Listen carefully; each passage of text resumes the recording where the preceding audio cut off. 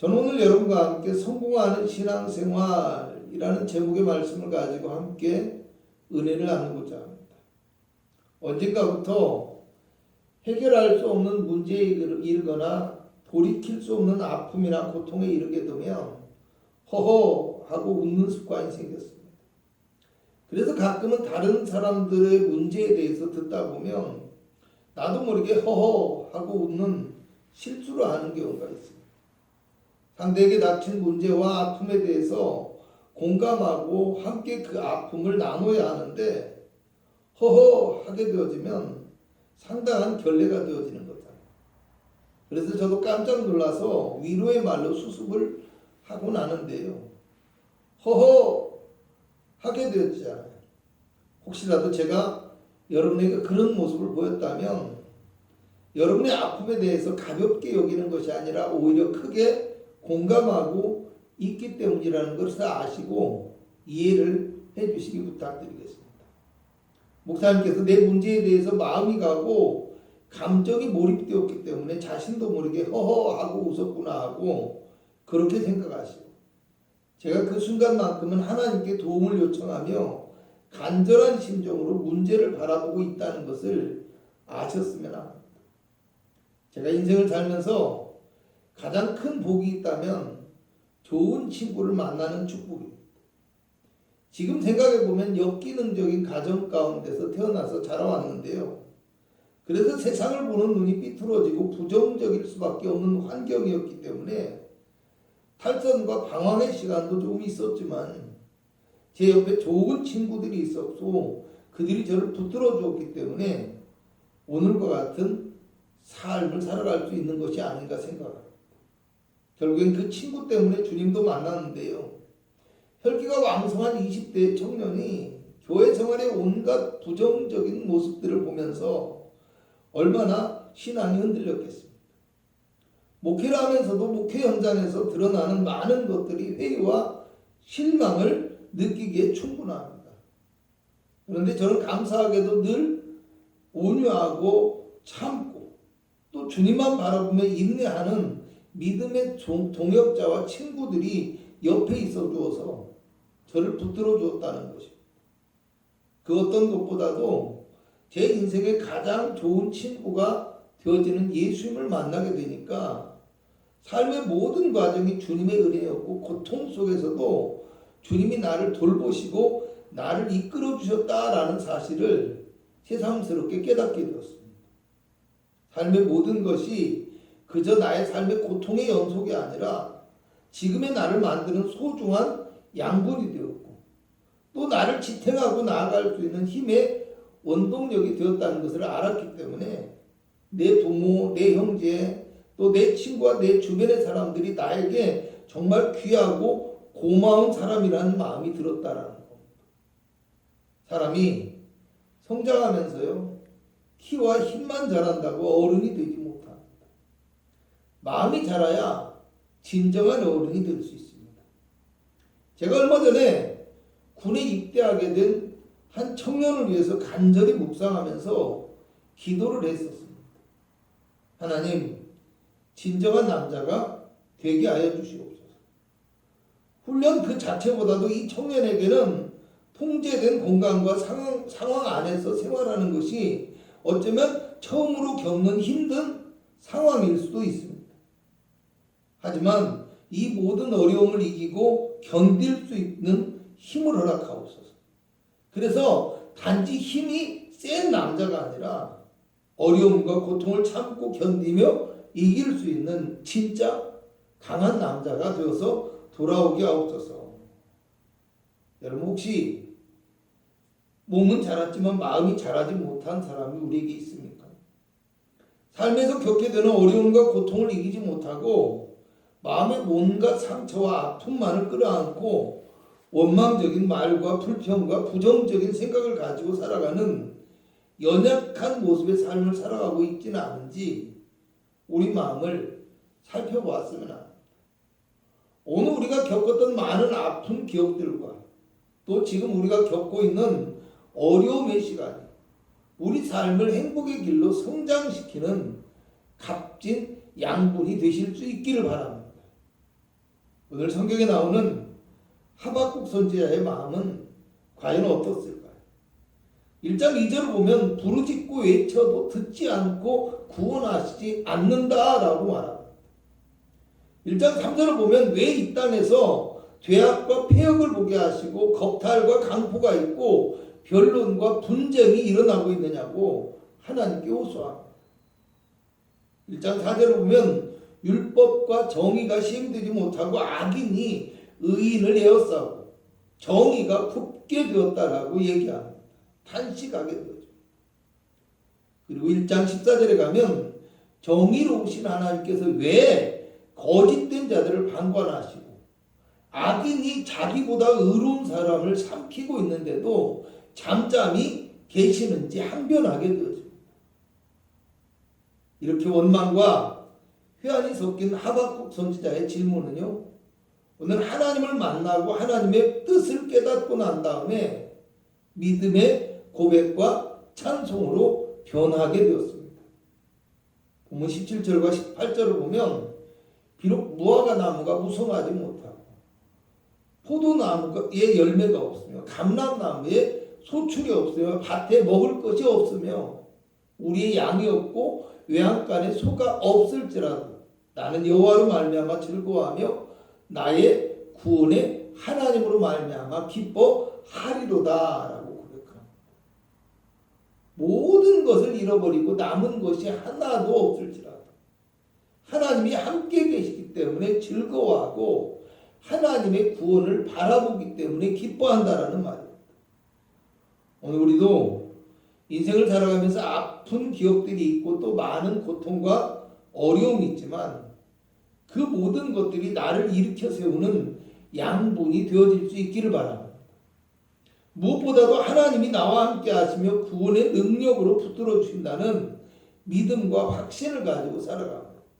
참된 기쁨과 즐거움을 누릴 수 있는 성공적인 신앙생활이 될 수 있기를 바랍니다. 그렇다면 오늘 우리가 하박국과 같이 이 인생의 어려움과 고통을 이기고 성공적인 신앙과 믿음 가운데 이르기 위해서 알아야 할 것이 무엇인지 본문의 말씀을 근거로 몇 가지로 살펴보고자 합니다. 첫째로 좋은 것을 기억할 줄 아는 사람이 되어야 한다라는 것입니다. 여러분, 사물을 바르게 보지 못하고 부정적인 관점에서만 바라보고 평가하는 사람을 가리켜서 사람이 꼬였다라는 말을 합니다. 마음이 뒤틀려 버렸다는 뜻인데요. 일도 꼬이면 힘들고요. 사람의 관계도 꼬이면 풀기가 쉽지 않고 힘이 듭니다. 여러분, 이 관계라는 것이 얼마나 중요하냐면요. 문제가 생겼을 때 도움을 받고 안 받고의 문제보다 이 관계가 꼬이면 이 관계가 꼬이는 것이 더 실질적이고 어려운 문제가 될 수 있기 때문이라는 거. 아주 잘 나가던 큰 기업이 어느 순간에 갑자기 기울거나 무너지는 경우가 있는데요. 물론 기업 경영에 있어서 문제가 있기도 하지만요. 때로는 권력을 가진 사람들이나 특정 집단과의 어떤 관계 문제에서 오는 경우가 있다고. 사실 여부는 정확히 우리가 판단할 수 없지만요. 관계에서 문제가 생기면 큰 기업도 경영이 어려워지고 파산할 수도 있다라는 이야기입니다. 제가 종종 미운 사람은 물만 마셔도 그렇게 밉게 보인다는 말을 합니다. 마음이 꼬이면 그 꼬인 마음으로 바라보기 때문에 나쁘게 보일 수밖에 없다라는 거예요.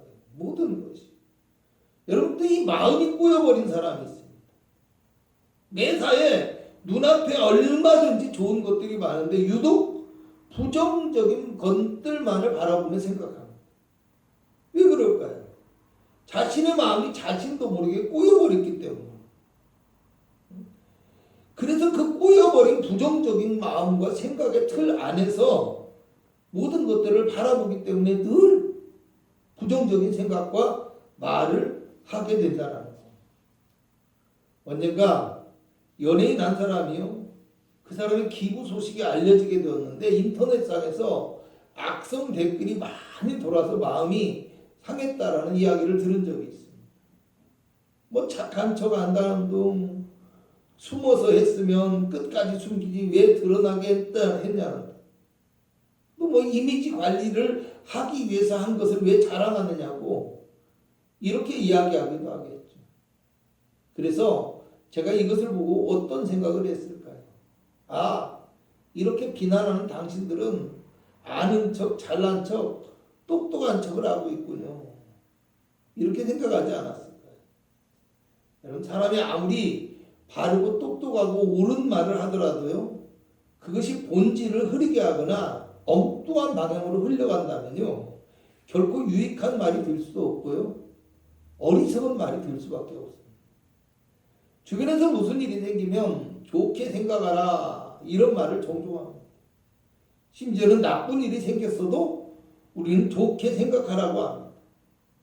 물론 모든 것을 다 좋게만 생각할 수는 없지만요. 왜 그럴까요? 이 말이 인생을 살아온 사람들의 수많은 경험에서 비롯된 말이라는 거. 또 뭐예요?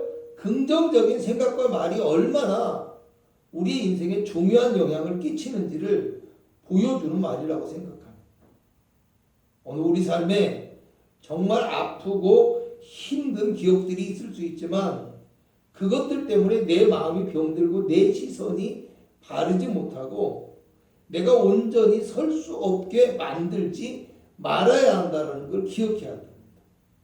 오히려 그 시련과 고통이 내 삶의 경험이 되고 원동력이 되어서 내일의 희망을 만들어내는 기회가 될 수 있어야 된다는 것을 아시기 바랍니다. 우리의 신앙과 삶도 마찬가지라는 사실을 알아야 됩니다.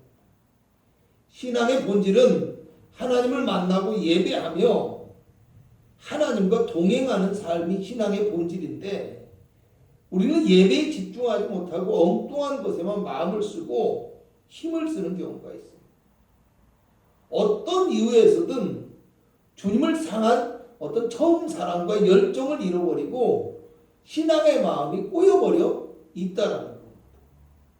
오늘 하박국 선지자는 아무것도 없을지라도 내 하나님으로 말미암아 즐거워하고 기뻐한다라고 고백합니다. 조금 전까지는 슬프고 힘든 것들을 바라보았고 어려운 현실과 암울한 미래로 인해서 탄식하고 있었는데 이제 하나님의 말씀을 통해서 구원의 하나님을 바라보았고 이스라엘의 희망을 발견하게 되었다는 겁니다. 여러분, 답답한 현실만을 바라보던 눈이 하나님의 구원을 바라보는 믿음의 눈으로 변화되었고요. 꼬여버렸던 마음에 희망의 말씀으로 채우게 되었다는 말입니다.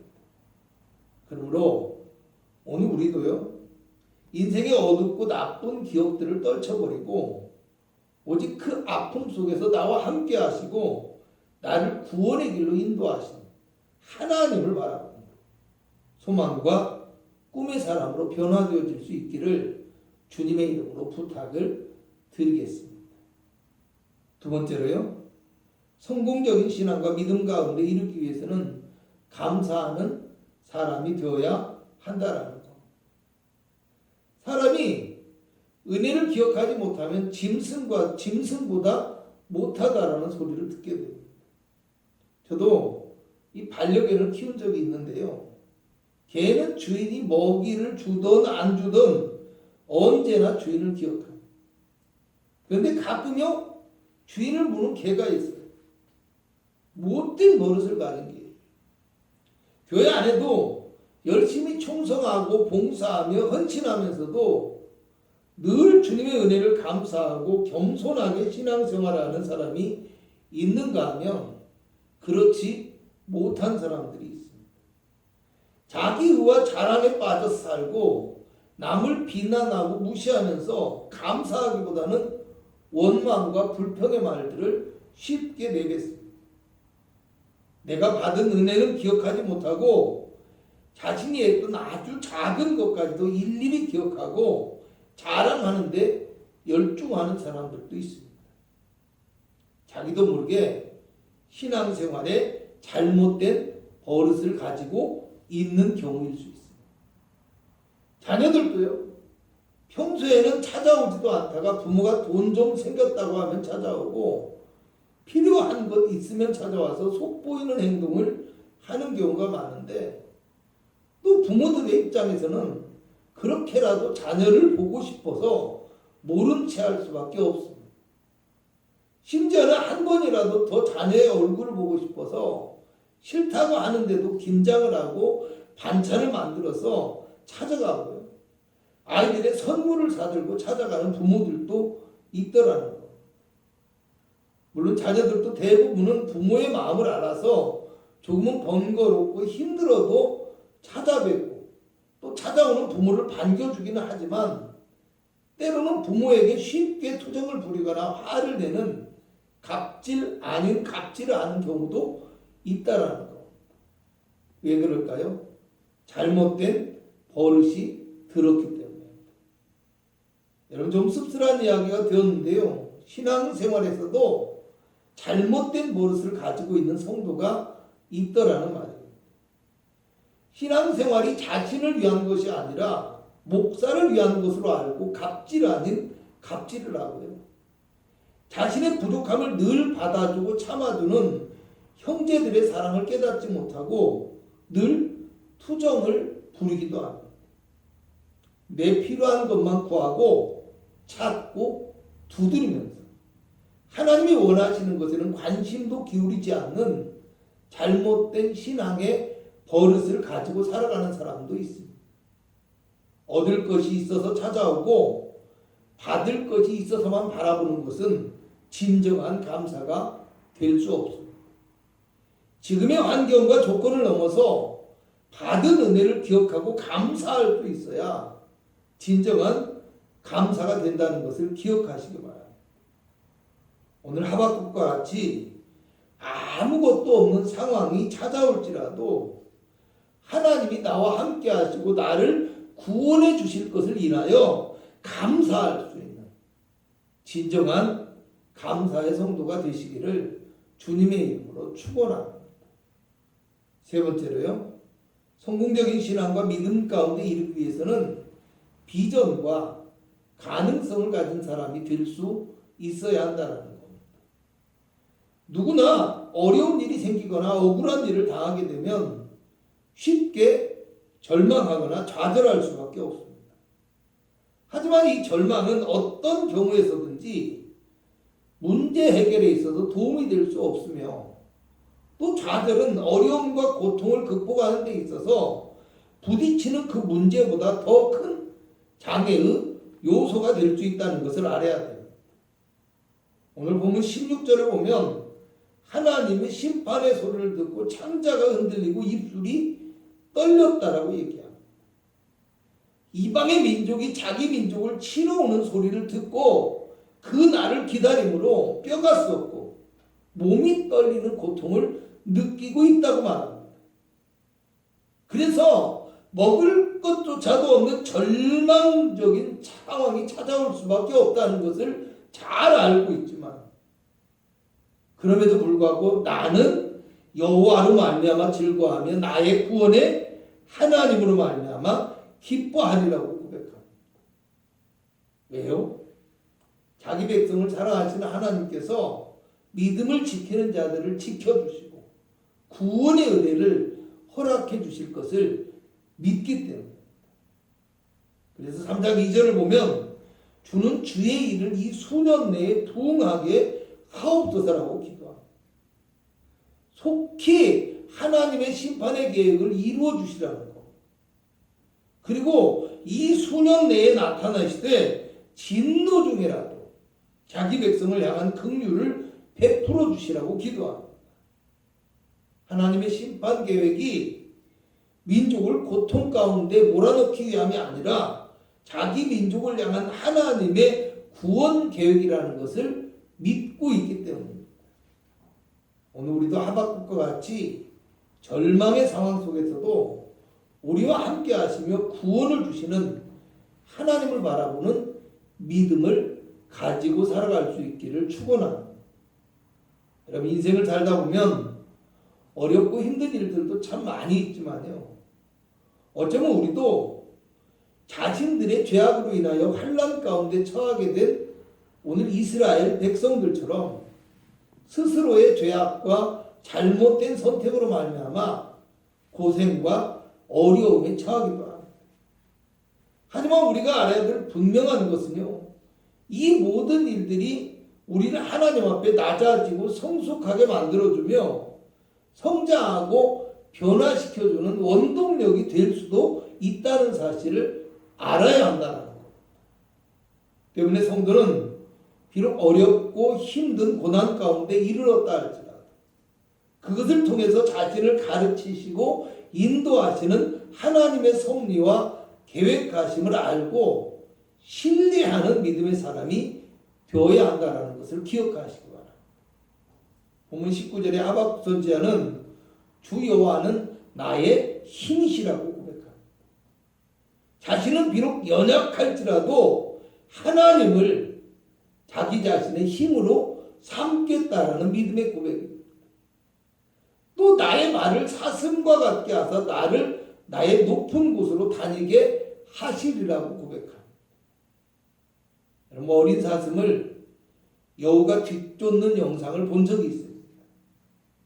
절벽 아래서 이쪽 저쪽으로 바짝 쫓아가다가요, 어린 사슴이 경사가 심하고 높은 험한 바위 쪽에 들어가서 있으니까요, 여우가 한참 동안을 그 주변을 맴돌다가 결국에는 위험하니까 포기하고 돌아서는 걸 보았습니다.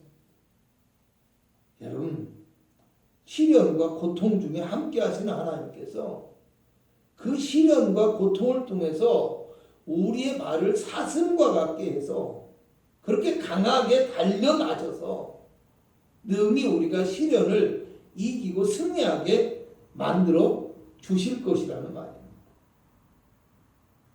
그러므로 오늘은요, 하나님을 의지함으로 비전과 가능성을 가지고 살아가는 성도가 되어서 어떤 시련과 고통에도 넘어지지 않고 승리하는 믿음과 신앙의 사람이 되실 수 있기를 주님의 이름으로 축원합니다. 결론적으로 말씀드리겠습니다. 오늘 본문에 기뻐하며 즐거워한다라는 말은요, 어떤 강력한 감정을 가지고 펄쩍 뛸 정도로 기뻐하며 즐거워하는 어떤 적극적인 상황들을 표현하는 단어들입니다. 하박국 선지자는 하나님을 향한 원망과 탄식의 심정으로 기도하지만 하나님의 말씀을 통해서 자신과 민족의 삶을 뒤돌아보게 되었고, 약속의 말씀을 통해서 하나님이 주시는 구원의 열망과 꿈을 갖게 되었습니다. 오늘 우리도 우리의 삶에 많은 아픔과 고통이 있지만 하나님을 바라봄으로 소망과 꿈을 가진 사람이 되어지고, 하나님의 함께 하심과 구원의 은혜를 바라봄으로 감사하는 성도가 되어지고, 또 고난을 통해서 우리를 단련하시는 하나님의 놀라운 능력을 의지함으로 비전과 꿈을 가진 가능성의 사람이 되어지시기를 축원합니다. 무엇보다도 우리의 모든 경험이 신앙의 뿌리가 되고 행복한 미래를 만들 수 있는 원동력이 되어질 수 있는 성공적인 신앙과 믿음 가운데 살아가는 귀한 은혜가 오늘 저와 여러분 가운데 함께 하기를 주님의 이름으로 축복합니다.